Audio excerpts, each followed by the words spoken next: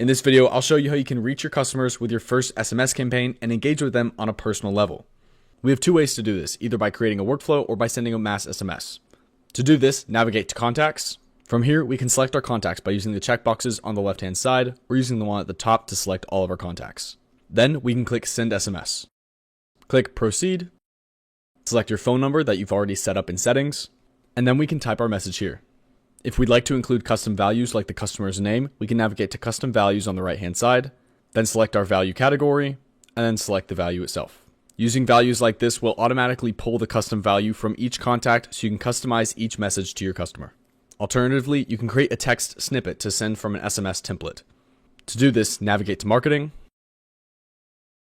then head to Snippets. From this screen, we can click Add Snippet in order to create a pre-built SMS by clicking Add Text Snippet.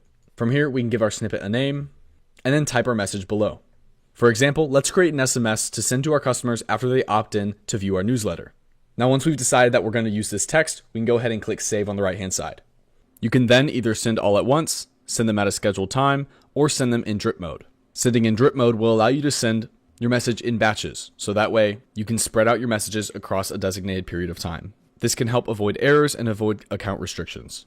To use drip mode, simply select a time and date, click the checkbox, designate your batch quantity, select your repeat time frame by entering a value here, and then selecting between days, hours, minutes, and seconds.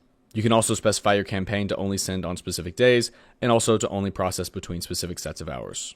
When you're settled on your settings, then you can click Send SMS. To see the status of your campaign, you can navigate to the bulk actions screen and view your bulk SMS here, along with its status, the day it was created, and its other statistics. You can also use the three dots on the right-hand side to pause, cancel, and edit your campaign. Alternatively, we can also create an SMS campaign using a workflow. To do this, navigate to Automations, and then clicking Create Workflow from Scratch. We can add our opt-in trigger here by using a form submitted trigger, selecting our form, and then clicking Save Trigger.